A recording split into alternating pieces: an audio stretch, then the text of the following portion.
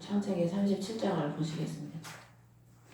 요즘 뉴스만 텔레비만 틀으면 연일 전염병 때문에 난리 아닌 난리죠.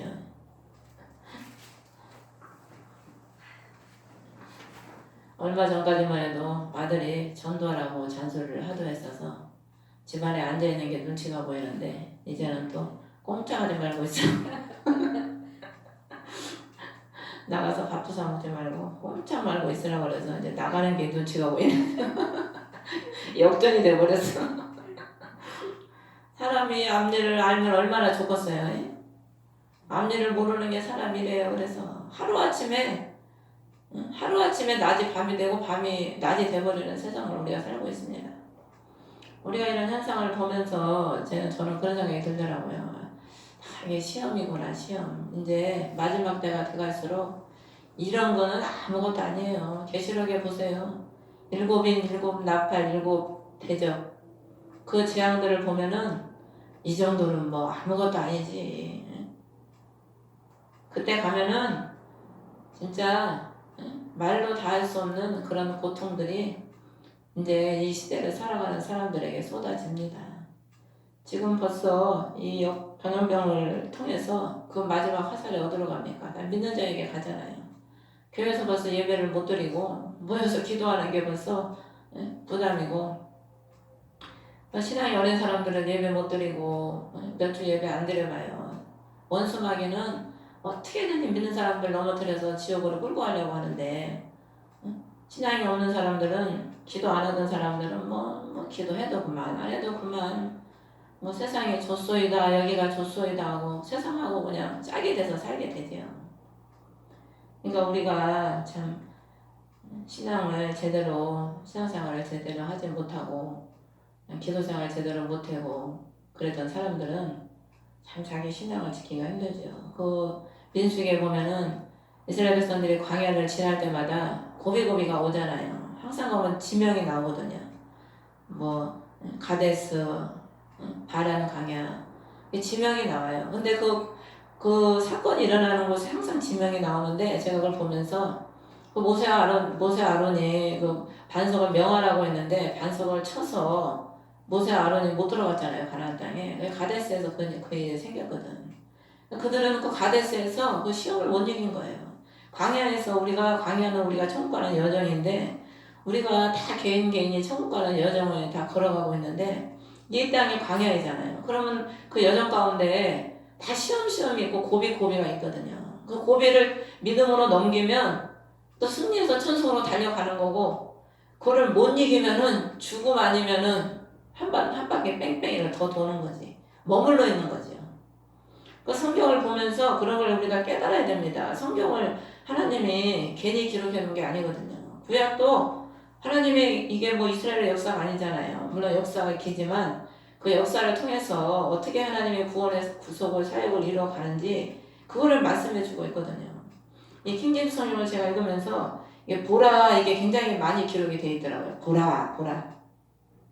오늘 37장도 7절에 보면은 37장이 요셉의 꿈에 대한 이 내용인데, 7절에 보면은 보소서 우리가 들에서 곡식단을 묻고 있는데, 보소서 내 단은 일어나 똑바로 서고 보소서 형들의 단은 둘러서서 내 단에 경의를 포했나이다. 보소서가 3번이 나와요. 그리고 9절에 또 꿈을 꾸고 요셉이 또 그러는 거예요. 다른 꿈을 꾸고 형들에게 구하면서 보소서 내가 또 꿈을 꾼즉 보소서가 계속 나와요. 그럼 이거 뭘 의미하느냐면은 영적으로 하나님이 하시는 그 일을 보라는 그런 의미입니다. 영적인 의미를, 하나님의 역사를. 이 성경에 보라 하는 거는 다 하나님의 역사를 보라는 뜻이거든요, 영적으로. 근데 육의 눈만 뜬 사람은 그걸 몰라요. 그러니까 지금 이 시대에 이런 일들이 일어나는 거를 육의 눈만 뜬 사람은 예수를 믿어도 아이고 난리 났네, 아이고 큰일 났네, 이 소리만 하는 거예요. 영의 눈이 없으면. 그리고 우리가 사건이 일어나면은 그 사건을 보면서 뭘 봐야 되냐면 하나님의 역사를 봐야 되거든. 하나님이 이걸 통해서 왜 이런 일을 주시고 뭘 하시려고 하고 우리에게 무슨 의미로 이런 일을 주시는지 그거를 우리가 보는 눈이 있어야 되는데, 그런 영적으로 깨어있지 못하면은 그냥 겉에 나타나는 사건만 보고 아이고 큰일 났네, 아이고 응? 이제 다 죽게 생겼네, 이렇게 되는 겁니다. 오늘 1절에 보면은 야곱이 가나안 땅 곧 자기 아버지 나그네로 지내던 땅에 거하였더라. 그 자기 아버지가 이삭이 헤브론에 거했는데 나그네로 지냈다는 거예요. 아브라함도 나그네로 지냈고 이삭도 나그네로 지냈다는 겁니다. 우리가 이 땅은 나그네거든, 나그네. 그러니까 야곱도 선조의 뜻을 따라서 자기 아버지의 신앙을 따라서 나그네의 삶을 살았다는 거예요. 이 땅에서는 이 땅에 안주하지 않고 이 땅에 소망 삼지 않고 천국을 소망하고 잠깐 왔다가는 나그네의 삶을 살고 있었다는 거죠. 그러면서 이절에 야곱의 세대들은 이러하니라. 야곱의 세대가 이러하다고 하면서 요셉이 11세가 되어 자기 형들과 함께 양떼를 먹였다. 그러니까 야곱의 세대는 누구를 말하냐면 그리스도의 세대를 말하는 겁니다. 요셉이 그리스도를 상징하는데 바로 요셉이 나오잖아요. 야곱의 세대라고 말을 하고 나서 이 요셉이 그리스도께서 자기 백성들에게 양떼를 먹였다. 영적으로 먹이시는 분이라는 거죠. 그런데 이제 이 3절에 보면은 이스라엘의 모든 자식보다 요셉을 더 사랑하였기 때문에 그를 위하여 채색옷을 지었더라. 채색옷이 무지개 옷이잖아요. 무지개 옷. 요셉이 가장 야곱이 사랑하는 아들인데 무지개 옷을 입힌 거예요. 그러니까 무지개는 하나님의 속성을 의미하거든요. 그 색깔에도 다 의미가 있고 7빛깔 무지개. 노아가 하나님이 무지개를 언약을 하시잖아요. 그러니까 자신을 두고 언약을 하신 거거든. 자신을 두고. 자신의 속성, 변치 않는 하나님의 그 속성을 두고 언약을 하신 거거든. 구원의 언약을 하신 거죠. 그러니까 요셉이 바로 그리스도의 그 속성을 가진, 구약은 다 그리스도의 예표인데 속성을 가진 사람으로서 주님이 당시에 요셉을 통해서 구원의 사역을 말씀하고 계시는 거죠. 근데 그 형제들 아버지가 그를 더 사랑함을 보고 미워하여 그에게 편안하게 말도 할 수 없었더라. 이 형제들은 영적으로 눈이 안 떠가지고 왜 사랑하는지를 모르는 거예요. 왜 사랑하는지. 그런데 6절에 보면은 요셉이 꿈을 꾸고 내 단은 일어서나 똑바로 서고 보소서 형들의 단은 둘러서서 내 단에게 경의를 표했나이다. 그리스도가 우리 첫 열매시거든요. 우리의 첫 부활의 첫 열매시고 우리를 알곡으로 만드시는 분이거든. 그러니까 그들은 12명의 형제였지만 지금 요셉의 꿈은 자신의 미래의 꿈이지만 그리스도의 꿈이에요. 그리스도께서 고난받으시고 부활하셔서 온 인류를 다스리는 만왕의 왕으로서 우뚝 서실 것에 대한 그 꿈을 보여주신 거거든. 요셉 자신의 꿈도 되지만은 미래의 영적으로는 그리스도의 꿈이거든요, 이게. 그래서 그리스도께서 첫 단이 되시고 첫 열매가 되시고 그 다음에 그들이 12명이지만은 이게 단들이라고 해요, 단. 그리스도가 그 택한 이스라엘 계시록에 보면은 14만 4천 한 지파가 12만씩이 되잖아요. 한 지파가 12명이 14만이 되잖아요. 단이 되는 거야, 단. 그러니까 우리는 한 사람으로 시작해도 예수께서는 우리 30배, 60배, 100배 하나님은 한 사람을 통해서 많은 열매를 하나님이 누리게 하시고 많은 열매를 거두시게 하시는 거죠. 그래서 그리스도께서 머리가 되시고 그리스도께서 첫 단이 되시고 그리스도께서 알곡이 되셔서 그 자신의 사랑하는 그 백성들을 단을 거두시고 그들에게 첫 열매가 되셔서 성결을 받는 그런 이제 왕이 되실 것을 말씀하시는 거고 8절에 보면은 그 꿈을 얘기하니까 그들이 내가 참으로 우리를 통치하겠느냐 네가 참으로 우리를 지배하겠느냐 그 꿈과 그의 말로 인하여 그를 더욱 미워하더라. 그리스도의 통치를 받기 싫어하는 거지. 육의 사람들은 예수님의 통치를 안 받으려고 그래요.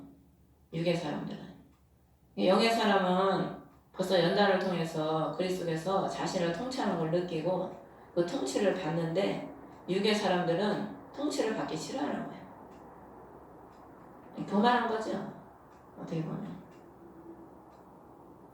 9절에 또 다른 꿈을 꾸고 보소서 꿈을 꾼즉 보소서 해와 달과 열한 별이 내게 경의를 표하더이다. 그리스도께서 부활하시면은 해와 달과 열한 별이 그리스도께 섬기는 거죠. 만왕의 왕으로.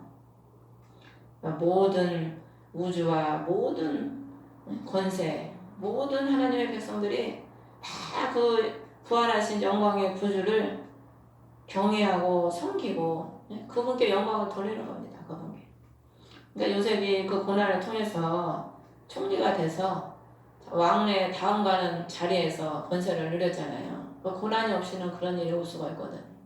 그리스도께서 십자가에서 죽으셔서 부활하심으로 온 땅에 온 우주에 왕의 왕이 되신 거죠. 이 꿈을 얘기할 때 형제들은 시기이지만은 그 10절에 보면은 나와 내 어머니와 형제들이 참으로 가서 엎드려 내게 절하겠느냐. 그 형들은 그를 시기하되 그 아버지는 그 말을 간직하여더라. 그래서 후에 이 꿈대로 현실이 이루어지죠. 꿈이 보면은 꿈은 미래에 대한 계시를 하나님 우리한테 주시는 거거든요. 항상 하나님은 기도하는 사람들에게 미래에 대한 계시를 주셔요. 꿈으로 많이 주시더라고, 기도를 하면. 그리고 이제 자기의 상태, 그런 신앙의 상태도 꿈으로 많이 주시고, 미래에 소망이 없을 때, 낙심할 때, 또 미래에 대한 꿈과 희망을 또 꿈으로 많이 주시고. 그래서 성경에 꿈이 많이 등장을 합니다. 구약에도 그렇고, 신약에도 그렇고. 그 다음에 요셉이 그 아버지의 사랑을 받음으로 인해서 형제들에서 팔리게 되는데, 그 형들이 세겜에서 아버지 양떼를 먹일 때 이스라엘이 세겜에서 양떼를 먹이지 않았냐. 그들에게로 보내리라. 세겜이 하나님의 능력이라는 의미인데 이스라엘은 여기서 보면 하나님을 예표할 수가 있어요. 하나님이 그리스도를 이 땅에 보내셨잖아요. 그 형제들, 자기 형제들 이스라엘에게. 아버지가 요셉을 보낸 것처럼 하나님께서 그리스도를 그 형제들에게, 그 백성 이스라엘에게 보내신 거죠. 14절에도 보면은 가서 내 형들과 양떼가 잘했는지 보고 내게 말을 전하라. 그를 헤브론 골짜기에서 보내매 세겜으로 가니라. 세겜으로 갔는데 15절에 보니까 보라 어떤 사람을 만나는데 헤매고 있다. 왜 세겜에 가는데 형이 없는 거예요, 형들이. 그래서 어떤 사람이 물어보니까 17절에 도단으로 가자. 그들이 도단으로 갔다. 도단은 탄식이라는 의미인데, 세겜은 하나님의 능력이라는 의미인데, 하나님의 백성들이 하나님의 손에 붙잡혀 있을 때는 하나님의 그들을 통해서 능력을 나타내시지요. 근데 하나님의 능력의 손에 붙잡혀 있지 않으면은 도단이라는 탄식하는 곳에서 탄식하고 있는 거예요. 우리 예수님께서 이 땅에 오셨을 때 왜 오셨습니까? 죄로 인하여 탄식하는 우리를 구원하시려 오신 거거든요. 근데 18절에 보면은 그들은 멀리서 그를 보고 죽이려고 그를 대적하여 음모를 꾸미니라. 가까이 가기도 전에 멀리서 그를 보고 죽이려고 대적하여 음모를 꾸미는 거예요. 그러니까 그리스도를 가까이 알지 못하면 그를 대적하고 죽이는 자가 되는 겁니다. 우리가 예수님을 알지 못하면 그의 뜻을 알지 못하기 때문에 예수님을 오히려 섬기고 기쁘시게 해드리는 자가 되는 게 아니고 오히려 예수님을 대적하는 자가 돼요. 그러니까 우리 학교의 교수님도 그 얘기하는 거예요. 신학을 잘못 배우면 오히려 하나님을 대적하는 사람이 된다는 거예요. 신학한다고 나 신학하네 하고 뭐 좀 배웠다고 해서 선생 노릇하려고 그러고 교만하고 자기가 아는 지식이 다인 줄 알고 그게 다인 줄 알고 가르치는 겁니다. 하나님의 깊은 것도 모르면서 자기 지식이 다인 줄 알고 그걸 가르치는 거예요. 그러면은 하나님 앞에 오히려 하나님의 뜻을 증거하는 게 아니고 하나님을 대적하는 자가 된다니까요. 그러니까 이들이 그리스도를 가까이 하지 않으니까, 사랑하지 않으니까 그를 죽이려고 대적하는 자가 되는 거예요. 예수 안 믿는 사람이 기도 이상하다고 뭐라고 한 줄 압니까? 예수 믿는 사람들이 더 뭐라고 해요. 예수 안 믿는 사람들은 아예 모르니까 기도를 뭐 이렇게 하든 저렇게 하든 뭐 그 사람들은 그렇게 하는 게 기도인가 보다 그러지. 그래서 예수 믿는다는 사람들이 우리가 좀 기도를 특이하게 하잖아요. 왜 기도를 왜 그렇게 하냐고 막. 모르니까 자기들이 받아봤어야지. 그럼 모르면 가만히나 있던가. 모르면서 또 판단은 뭐 잘못됐네 잘됐네, 판단들은 또 얼마나 잘하는지. 참. 원수마귀는 늘 그리스도를 죽이고 그리스도의 백성을 죽이려고 늘 음모를 꾸미고 호시탐탐 노리는 게 원수마귀거든. 우리가 깨어서 성령에 붙잡히지 않으면 사단에 잡혀가지고 오히려 하나님을 대적하는 자로 쓰임을 받는다니까. 그러면서 19절에 보라 꿈꾸는 자가 온다. 사단은 꿈꾸는 자를 늘 소망을 끊어버리는 게 하는 게 사단이에요. 우리가 은혜 막 받으면은 초신자 때 그런 일 많이 있잖아요. 은혜 막 받으면 어떤 부인이 실컷 처리하고서 은혜 충만히 받고 집에 갔더니 남편이 대문에서 이 예편에 어디 갔냐고 머리끄댕이 잡고 들어간다잖아. 아주 은혜 충만히 받아가지고 가는데 사단이 벌써 알고 앞에서 요년조년 해가면서 요년이 어디 갔다 오냐고 은혜를 벌써 까먹는 사건이 일어나는 거예요. 사단은 우리 꿈이 못 이루어지도록 늘 해방하는 게 원수막이거든요. 그러니까 참 신앙이 그 높은 산까지 올라가기까지는 얼마나 절망의 순간이 많은지 모릅니다. 죽고 싶은 그런 순간도 수도 없이 많고 절망의 순간도 수도 없이 많고 희망이 안 보이죠. 희망이. 근데 거기에 그냥 넘어가고 거기에 잡혔으면은 오늘날 이 자리에 우리가 서 있었겠어요? 못 서 있지. 그러면서 그들이 그를 이제 오라 그러면서 악한 짐승이 그를 잡아먹었다 하자. 꿈들이 어떻게 되는지 우리가 보리라. 악한 짐승이 누굽니까? 자기지 자기들. 변화받지 못하면 짐승이라고 그랬잖아요. 자기들이 변화받지 못하니까 자기들이 짐승인 거야. 근데 본인들은 그걸 몰라. 가가지고 그래봐요. 아이고 당신 짐승이요 그러면은 딱이 맞아요. 본인들은 모른다니까 자기들이 짐승인 걸. 하나님 볼 때는 짐승인 거예요. 그래서 다니엘서에 그 왕을 짐승으로 비유를 하잖아요. 왕들을. 곰, 사자, 표범, 로마는 흉악한 짐승. 그리스도를 죽인 게 로마거든. 가장 흉악한 짐승이 그리스도를 죽였어요. 순한 어린 양을. 이 악한 짐승이 그리스도를 대적하는 자가 악한 짐승인 겁니다. 그를 죽이려고 하는 자가. 근데 21절, 22절에 보면은 이 르우벤이 그래도 큰형이잖아요. 르우벤이 죽이지 말자. 22절에도 르우벤이 피를 흘리지 말아라. 그러면서 자기 아버지께 건네주려 합니다. 비록 르우벤이 아버지의 첩을 누웠지만은 그때 요셉을 살리려고 한 거예요. 그래서 르우벤이 이걸 보면서 그랬기 때문에 르우벤이 요셉을 살리려고 했기 때문에 그래도 하나님이 르우벤을 죽지 않기를 원하노라. 모세를 통해서 그 축복 기도를 해주는 겁니다. 비록 범죄를 한번 했지만 돌이키고 회개하고 그래도 하나님 편에 서면 하나님은 지난날의 죄를 묻지 않잖아요. 다 덮어두시고 그를 다시 하나님을 회복시키고 살리시고 번성시키시는 게 주님의 뜻이거든. 그런데 그 형제들은 그 말을 듣지 않고 요셉을 자기 형들에게 이를 때 채색 옷을 벗겼다. 채색 옷을 벗겼다는 것은 신분이 이제 종의 신분으로 내려왔다는 겁니다. 빌립보서 2장에 보면은 그런 본체 하나님의 신하 동등됨을 여기지 않고 종의 형체를 가졌다 그랬거든. 신분이 바뀌어버린 거야. 이제 옷이 벗겨졌다는 것은 하나님의 아들로서 사랑받던 그 아들의 존귀한 영광을 누렸던 그 신분이 이제 죄인들 때문에 종의 신분이 된 거죠. 오늘날 저와 우리 때문에 죄인인 우리 때문에 그리스도께서 종의 신분으로서 오신 겁니다. 25절에 보면 그들이 빵을 구덩이에 집어넣고 빵을 먹다가 낙타에서 이스마엘에서 오는 한 무리를 보고 유다가 그를 죽이고 숨긴들 무슨 유익이 있으리요. 팔자. 신약에 가룟 유다가 예수님 팔아먹었잖아요. 그에게는 유다가 똑같은 이름이 참 재밌어. 그런 거 이름이 똑같아요. 그러니까 이들이 육신의 빵은 먹고 있었지만은 영의 생명의 빵이신 그리스도를 팔아먹는 거야. 팔아먹어.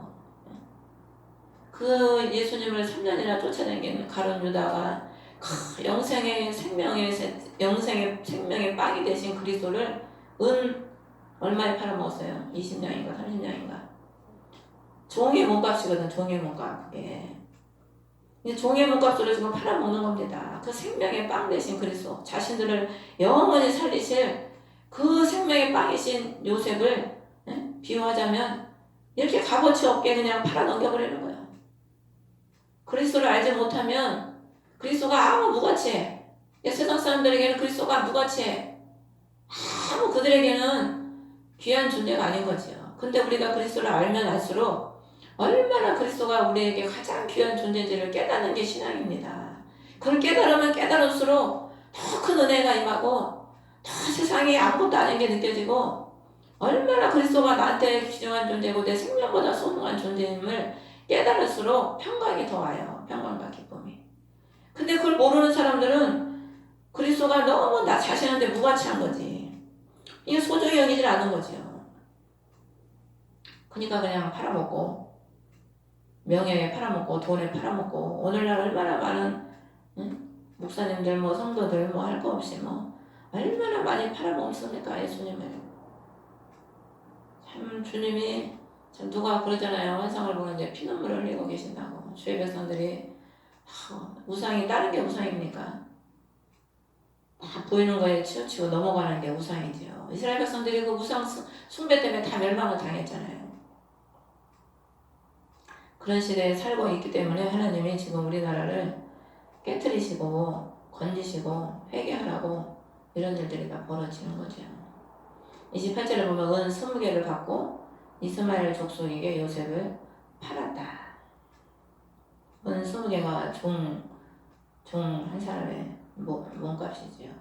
29절에 르우벤이 돌아와서 보니까 아이가 없는 거예요. 30절에 아이가 없도다 나는 어디로 가게요. 그리스도를 잊어버리면은요 갈 길을 잊어버리는 거예요. 그리스도는 우리의 길이시잖아. 길을. 나는 길이요 생명이요. 또 하나는 뭐지? 진리라고 하네. 나는 길이요 진리요 생명이라. 그리스도가 우리의 갈 길을 밝히시는 분인데 그리스도를 잃어버렸으니까 나는 어디로 갈까? 갈 바를 알지 못하는 거죠. 그러니까 세상 사람들은 어디서 와서 어디로 가는지도 모르고 그냥 짐승처럼 매일 그냥 일하고 입에다 넣는 거 그것만 위해서 살다 그냥 가는 겁니다. 짐승처럼. 근데 우리는 어디서 와서 어디로 가는지 알잖아요. 그리스도가 우리의 길이 되시고 우리가 가는 길을 밝혀주시고 우리가 그리스도를 따라가기 때문에 우리가 염려할 게 없는 거야. 그러니까 세상 사람들은 다 자기들이 염려하고 자기들이 고생하고 살아야 되지만은 우리는 우리 주님이 우리 앞에서 우리를 인도해 가시니까 우리 뭐 이 길로 갈까 저 길로 갈까 상가지로 갈까 뭐 어떤 노타로 갈까 뭐 노래도 있지만 그 염려 걱정할 필요가 없는 거지.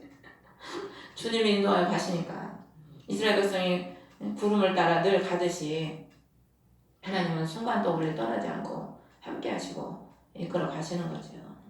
그러면서 그들이 요셉 옷을 취하고 염소 새끼를 죽여서 그 옷을 피로 적시고 염소 새끼들이 자기입니다. 자기. 변화되지 못한 그 염소는 변화되지 못한 성도를 의미하거든요. 예수님이 양과 염소를 갈았잖아요. 갈르셨잖아.